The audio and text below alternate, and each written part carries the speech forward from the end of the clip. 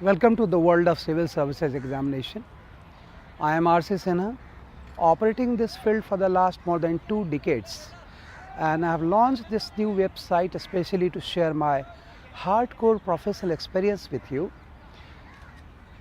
There are a number of things, so what I have included in this website. First, the foremost thing is that nature of civil services examination. Second thing is why a strategy is so decisive. Thirdly, how to design a strategy. Next is how to develop ability to analyze over ability to memorize. And finally, I have included around 3 more videos which are related to sequencing of different topics of general studies paper 1, 2, 3 in 3 videos, so that you should have a right sequence of a study. Let me clarify one more thing, that right sequence is very important, very important, because just I'm giving you a day-to-day example. For example, you are making a vegetable. It is washing vegetable, cutting vegetable, cooking vegetable, then laying out. Suppose after cooking you have washed the vegetable, naturally the result would be spoiled. Likewise, you have done everything, but the sequence is wrong. That's why I have shared 3 more videos apart from this introductory video to make you aware of the right sequence in general studies, how to start, how to go through, how to conclude. Let me come to the first point. See, nature of civil services I would like to compare with airways and waterways. In airways and waterways, like in airways, once the plane takes off, there is no milestone in the sky. Where is Bangalore, where is Chennai? And if the pilot is not expert in aviation, he would be landing in Indian Ocean, no surprise. Likewise, in civil services examination, there is no milestone, as there is nothing like university examination, there is 60% is first division or 45% is second division. It is completely like airways. So I would like to suggest all of you that before you take off, generate momentum on runway. Don't move faster, move gradually. This is the first foremost thing you have to take care of. Second thing, that is that since education system and competitive system both are designed by the same government, but there is a remarkable gap between the two. Because of that, private institutions grow in between the two, gap in between the valley. But the point is it necessary to join any coaching institute to prepare for civil service examination? I would not say that yes or no, but yes, I would suggest you that don't you think that an IAS officer cannot take charge of a district directly unless he has some sort of training? So like that is post-service training, these coaching institutes are pre-service training. And like in post-service training, every IAS officer won't be the same in spite of having same training.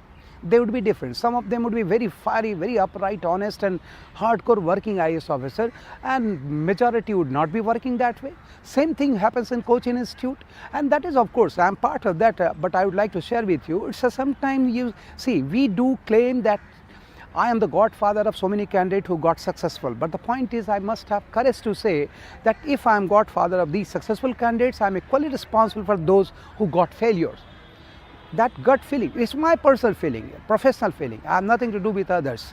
So make sure that candidate is decisive. It is not the coaching institute is decisive.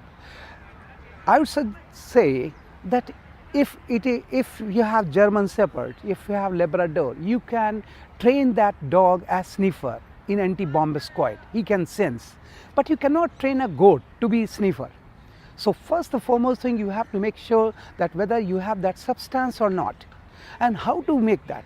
For that reason, you should be deciding each and everything, hearing all, but deciding on your own. Because I would suggest you, generally what happens, civil services aspirants, that you keep watching videos of those who are successful and you take them granted. But I must say, professionally I am saying so, it's maybe bitter, that except few, majority of the successful candidates speak out of proportion. Like if you ask question that how many hours are you studying, how many hours are required to study, you will find generally they answer that 12 to 14 hours. It's a completely rubbish. Nobody can study 12 to 14 hours. It's like you are having 12 to 14 paratha a day and you are participating in Olympics. It's not feasible. It's like digestion. That way digestion is, the same is conception is. So there is limitation of 4 to 5 hours. It should be quality of a study, not the number of hours you should count. One thing. Second thing, generally you feel that it needs years long preparation, month. It's not like that. Basically it is the most important aspect is the strategy. Otherwise you will find some number of candidates who are working, preparing for last 5 years, and they are not able to get through. And you feel discouraged, you feel demotivated by this kind of candidate who are sitting in rooms having all sorts of study material, huge number of books, not able to qualify. How will you young chap would be able to qualify? It's a completely wrong perception you are getting, because number of times you will find such candidates are not having writing speed, because this examination needs tremendous writing speed, I tell you. You have to write 20 questions in 3 hours. That needs 8 to 9 minutes cracking question and writing the question, concluding within hours. You will find lots of candidates, very good command over general study, but they are not able to qualify simply because of one reason. Their reflex is very slow. They are not having that standard writing speed. At the same time, their conception is there, but they don't have that concern. It's like you have to have three things in your mind always: concept, concern, which altogether generate confidence in you. And in this introductory session, as I told you, that this is to make you feel that how to start with, in which I have added all sorts of strategy in my website. You go through them, but let me clarify you one more thing, that go through those strategy, think yourself also, and start. Suppose you are, what simple example I am giving you, how is it different, what is called a strategy. You are studying newspaper every day, you are spending around 4 to 5 hours every day. On the contrary, don't do that. You go for weekly analysis of newspapers. You pile up newspapers, suppose from 10th of December to 17th of December, and thereafter sit down, stay cool and calm, and study your newspaper in reverse direction from 17th to 10th. You will find lots of development has taken place on 16th and 17th, and where agenda was being prepared on 10th and 11th. Are you getting me? That is the point. That means you classify the news into social news, cultural news, political news, economic news, technical news, diplomatic news, news related to international relations, news related to defense, and that way you simply classify and sit down weekly, classify them, note down main points, and whatever words you are not able to get it, just go on net, crack them down and prepare this way.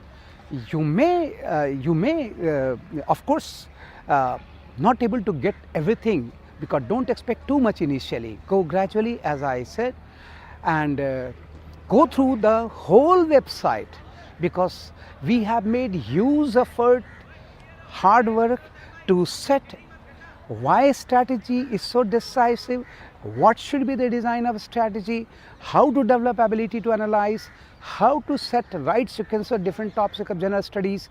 Keep going through it, and really you will find it, I am sure that you will find it really touching, and you will feel difference. Thank you so much. Thank you.